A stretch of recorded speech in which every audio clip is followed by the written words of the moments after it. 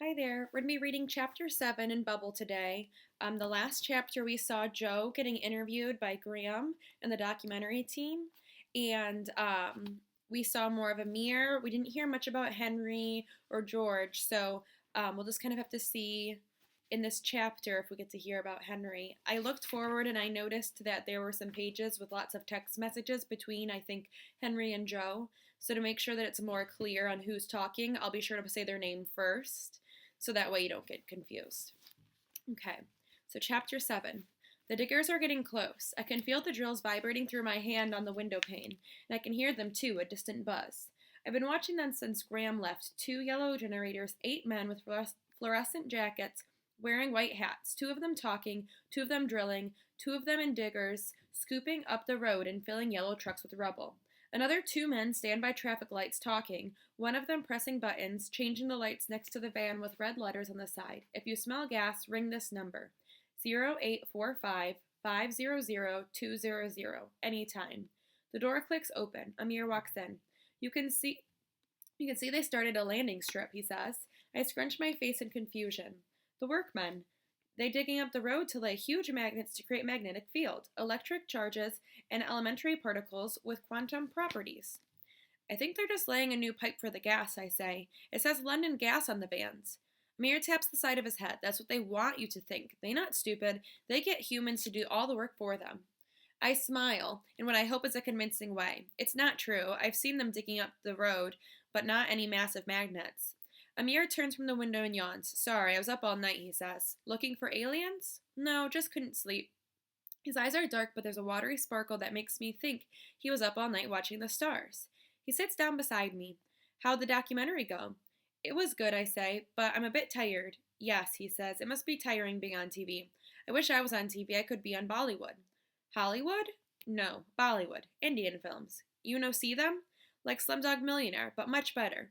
They very different, lots of singing and dancing. I could have been on that film. Really? Of course. I do many things. I'm not just a nurse. When I was in India, I used to be a train dispatcher. What's that? I dispatch trains. You got rid of trains? Why? No, I no get rid of them. I dispatch them. I check the doors and blow a whistle. Then they leave. Oh. Amir's talking so quickly that he's confusing me. He doesn't seem to mind. He just keeps talking. I prefer my job before, he says. I used to be a graphic designer for a newspaper in Delhi. It was a good job, but rubbish money. That's why I came to England, to get a better job for me and my family. But we don't talk about the past, we talk about the future. His eyes dart from side to side, and I wonder what he's going to say next. Sometimes I don't think he knows either. He stares at me like he's waiting for the next thing to zap through his head, but finally it looks like he's going to stop saying stuff. He rests my head on my pillow. You okay? I feel really tired now. Okay, I just sit here a while. Haven't you got others to see? No, I stay with you. I lay back and think about the TV crew. They'll be in another ward now, talking to someone just like me. Graham might be talking to the billiard ball kid. I hope he is, because when the program is shown next week, I'll get to see him on TV. I wish I could see him for real, but I know he can't. He's too sick to leave his bed and come and see me, Greg says. I look in a mirror. After talking so much, he's already quiet, twisting a gold ring on his finger. He sees me looking. 10 years, he says. Sorry? Me and my wife. We are married 10 years tomorrow. That's nearly a whole life. Do you have any children, I ask? Amir's face lights up. Yes. Do I not tell you? He holds up his 3 fingers and taps each one of them. Ahala, Shakura, and Guru. I like their names. He touches his fingertips again. Earth, Venus, and Jupiter. 9, 7, and 3. I love them. His eyes shine like his children are standing in front of him. I smile at how happy his kids make him. He must be a really fun dad. I bet he chases them around the house like my dad used to chase me around this room. I don't remember it, but Beth says he did. She said he used to put me on his shoulders and pretend he was going to bump into my bed, and then make an engine noise and swerve around like a car. Then he'd slow down and put me gently back on his bed. Sometimes I think I can remember it. That I smell the shampoo in his hair and his aftershave as we ducked to miss the lights. It feels so real when I think about it. I look up at the ceiling. The lights are too high. I wouldn't need to duck. It's like I've blocked it all out. Or maybe it's just another dream. I swallow. Amir does the same. I'm sorry, he says. It's okay. Do you have a picture of them? No, I don't need one. It's like the letters in Countdown. I see them all in here. He taps the side of his head. But maybe I'll bring you in one to show you one day. I nod and look at the TV. I don't see the picture or hear the sound. I wish I had pictures of my family in my head, but all I have is pain in my chest and tummy. I've seen a few documentaries where people talk about losing someone that they are all older than me. They say, like, it's hard, and the pain really never goes away completely, but it gets easier over time. But I'm 11 now, and it doesn't get easier for me. I wish when I hear the word orphan that my ribs didn't squeeze my heart. I wish I was like Amir. I wish I had a family. All I have is me and Beth. I'll always want Beth to be with me. I just wish Mom and Dad could be too. I lean over, open a drawer, and take a photo out to show Amir. It's me, Mom, Dad, and Beth. Amir holds the edge of the photograph between his fingers and smiles. Everyone looks so happy. How old are you? 6. Amir nods and looks at the picture again. I'm sitting in the middle of the bed. Mom and Dad are sitting on either side of the bed, is kneeling with me. I don't really remember the day, only what Beth tells me. She says it wasn't a special day like Christmas or any birthdays. It was just a day of the week when they all came to see me. The photo was taken in the same room as I'm now. I've never been moved out of this room because it was built specifically for me. I had posters of Transformers on the walls then, and my bed was smaller, and the monitors were bigger and gray, not white. Sometimes when I look at the photograph, I can hear my family talking. Mom looks and sounds like Beth, only older, and Dad looks and sounds like Frank Lampard. Beth talks to Mom about school and what subjects she needs to take her last 2 years of high school. I talk with Dad about football. I tell him I'm sorry, but even though he doesn't look like Frank, I support Arsenal. Dad says he doesn't mind. He likes Jose Mourinho. I look at Dad smiling at the picture. I wonder if he knows that Jose Mourinho left Chelsea and then came back, that when he could get back, he let Lampard go, and now Frank's scoring goals for the Man City. I'll tell him out loud one day when Amir isn't here. Amir hands me the picture and I put it back in the drawer. When I turn around, he's looking at his watch. I know, I say. You have to go. Sorry. I get up and walk over to the window. The traffic lights change from red to green. The drilling has stopped and the workmen have gone home. I look across the rooftops and watch the planes come and go into Heathrow. Hundreds of them fly every day and night. Sometimes they fly so close that I think they'll crash into each other and explode. But the planes never touch each other. The people in control towers make sure they don't do that. I wonder if there's a person in a control tower somewhere controlling my life. Maybe he sits there watching me on a screen, deciding what will happen to me next. Maybe that's what God does. He watches me from a control tower. I don't know if God is real, but if he is, why does he make me live in a bubble? And why wasn't he in the control tower directing the traffic the day Mom and Dad had their accident? My laptop beeps behind me. I smile. I know it'll be Henry. I feel really tired, but so much has happened in both of our lives today that we don't have to talk. I pick up my laptop and sit down on my bed. Henry says, "Hey, Joe." Joe says, "Hi, Henry." Henry says, "How's the alien?" Joe says, "He's not an alien, he just believes in them, and I like them." Henry says, "So you're not scared then?" And Joe says, "No, he's funny. He's getting me Sky TV." Henry says, "Sky?" Joe says, "Satellite." Henry says, "Oh, what about the TV crew?" Joe says, "They were great, missed them already, but why are we talking about them?" Henry says, "What?" Joe says, "Your walk." Henry says, "Oh, my walk, ha. It was okay, not great." Joe says, "What happened?" Henry says, "It was weird. I got to the end of the corridor and wanted to turn back." Joe said, "Germs?" Henry said, "No, saw this before I went." He sent him a link. "Happened yesterday. Didn't think my suit would keep out bullets." Joe said, "You were only going to the car park." Henry says, "Shootings happen in parking lots. It was just around the corner." Joe says, "But you went through?" Henry says, "Yeah, Brett checked the whole area like SWAT. Drain pipes, stairwells, everything. NASA said if I don't go now, the schedule would have to be back by a month." Joe says, "A month?" Henry says, "Lots of men in suits here telling me what to do. Not spacesuits, suits. I had to go, no choice. Nearly peed myself when they opened the door. It was bright outside. I think the sun was out. But all I could see was the gray asphalt and green walls because of the helmet, and they taped the whole parking lot off so no one could get in. Big fence, couldn't see over, couldn't see under, and my helmet was so heavy I couldn't lift my head to see the sky."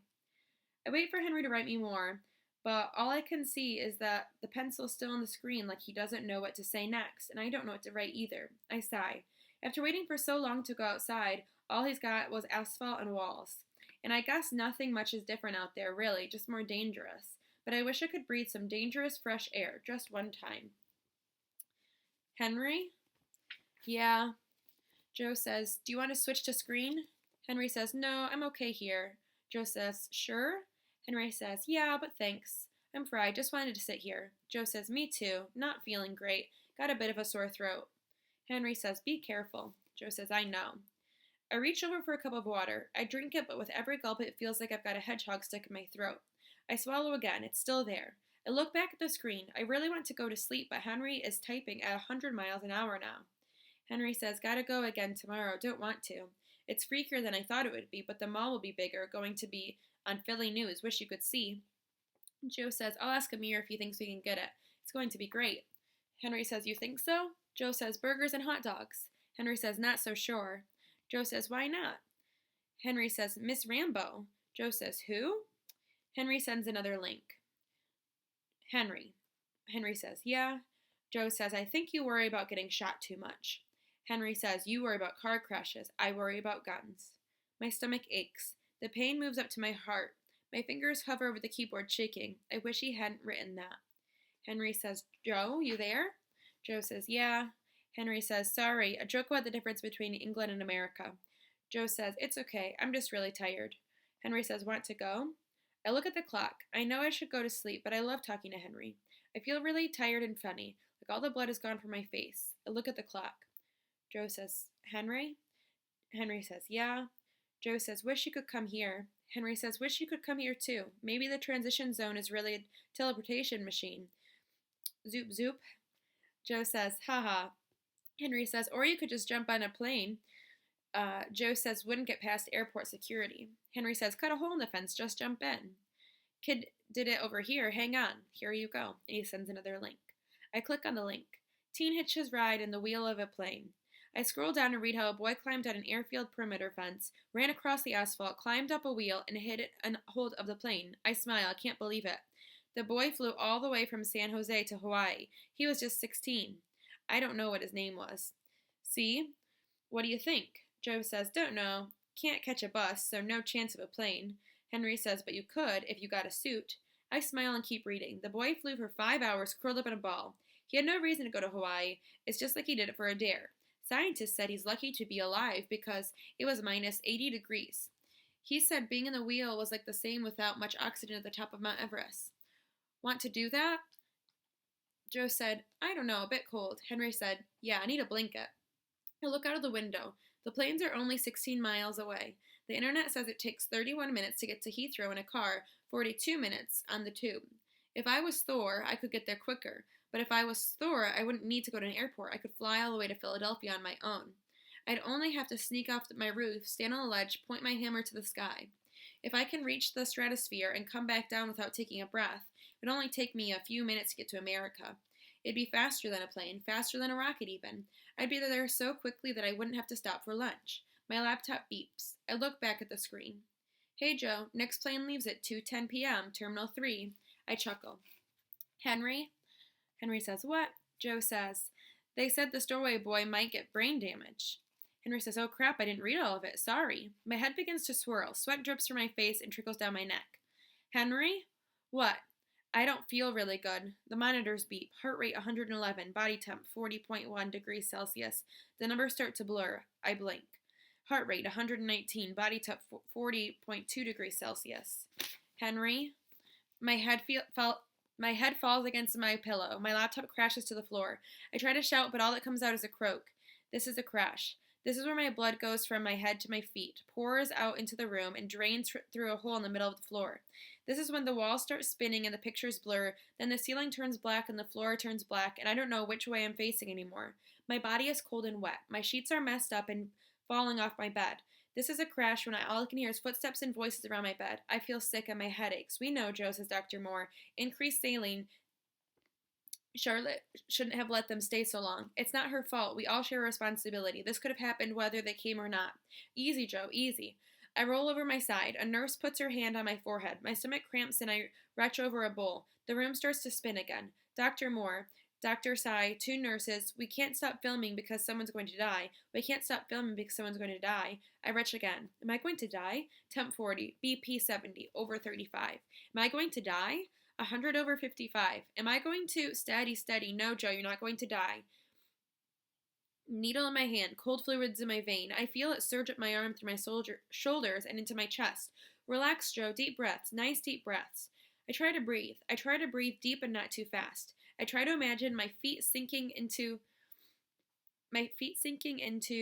soft sand. I want to walk on the beach. Easy, Joe, easy. Watch the waves. Don't talk, Joe, just breathe. It's okay, we can talk later.